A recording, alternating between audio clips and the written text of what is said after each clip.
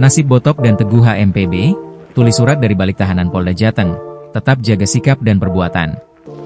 Dua tokoh aliansi masyarakat Pati Bersatu, AMPB, Supriyono alias Botok dan Teguh Istianto, menulis surat terbuka kepada rekan-rekannya di tengah proses hukum yang sedang mereka jalani di Polda Jawa Tengah.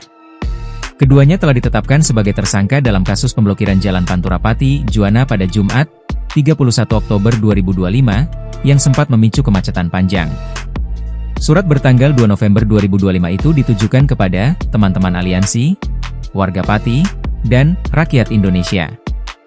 Dilansir dari tribunjateng.com, foto surat tulisan tangan tersebut diperoleh dari tim hukum AMPB dan juga diunggah di akun Instagram Masyarakat Pati Bersatu. Berikut adalah isi suratnya, bahwa sehubungan dengan kriminalisasi yang terjadi kepada kami dan adanya penahanan kami, ditersangkakan kami Supriyono Botok dan Teguh Istianto mengimbau. 1. Untuk jangan patah semangat dalam berjuang. 2. Tetap perkuat persaudaraan, persatuan, dan tetap solid untuk bersama-sama berjuang.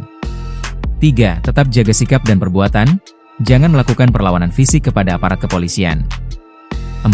Jangan melakukan tindakan-tindakan yang tanpa koordinasi. Demikian imbauan ini kami sampaikan kepada teman-teman AMPB, warga Pati, dan seluruh rakyat Indonesia. Pejuang tidak akan pernah mati, tetapi akan terus hidup sampai kapanpun. Begitu tulis Botok dan Teguh dalam penutup surat tulisan tangan tersebut.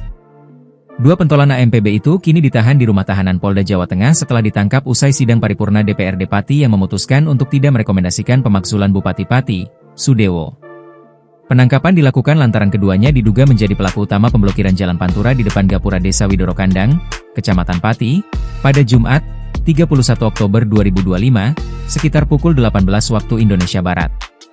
Setelah diperiksa di Polresta Pati, Teguh dan Botok resmi ditahan di Rutan Polda Jawa Tengah, Semarang. Iya, dua tersangka sekarang sudah ditahan di Rutan Polda Jateng, kata Direktur Reserse Kriminal Umum, Dirreskrimum, Polda Jateng, Kombes Pol Dwi Subagio, Sabtu, 1 November 2025, malam. Keduanya dijerat pasal 192 ayat 1, KUHP tentang menghalangi atau merusak jalan umum dengan ancaman pidana 9 tahun penjara. Selain itu, mereka juga dijerat pasal 160 KUHP tentang penghasutan serta pasal 169 ayat 1 dan 2 KUHP terkait keikutsertaan dalam tindak pidana.